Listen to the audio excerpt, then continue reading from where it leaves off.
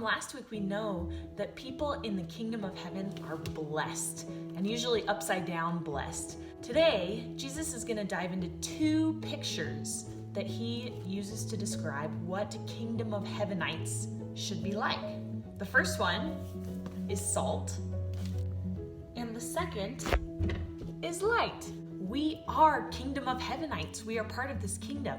So let's look at these pictures and find out, what are we supposed to be like? So let's take salt. What are the first things you think of when you think about salt? Can you picture how it tastes? What does it do? What does it not do?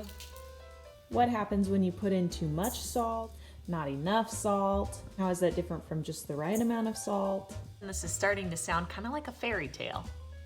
Also, apparently, fun fact, salt doesn't go bad.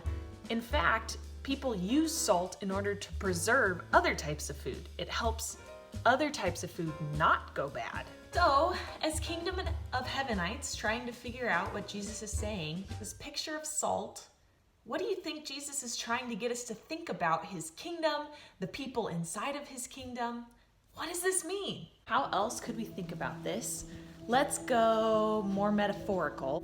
Everywhere else salt is mentioned in the Bible, it's actually talking about our words, how our words should be seasoned with salt. So how might that give this new meaning? I use a lot of salt when I make bread, and it's in there not only to give it taste, but it also helps preserve the bread. What if our words and our actions are actually the very thing that has the power to preserve the bread people of the world? And not because we're awesome, but because our actions and words actually point the bread people to Jesus.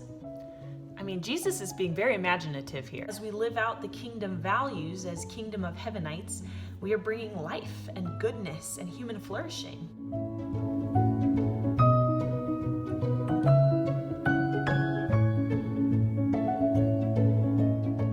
Perhaps as kingdom of heavenites who are like salt, there's some pitfalls we can look out for. One being if there's too much salt. I read my Bible 8 hours a day, and I post 18 times a day on Instagram my favorite worship songs and Bible verses, and when people sin, I just yell in their face at them. Too much salt.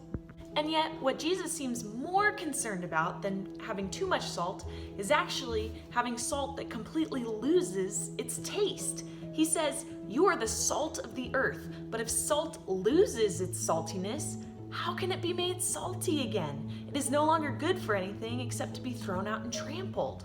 So perhaps as salt people, what we need to look out for more than being too salty is losing our salt. That instead of being the thing that seasons and preserves the bread, we become part of the bread. We look and taste and act just like it. And then all of a sudden the effectiveness of being salt is gone.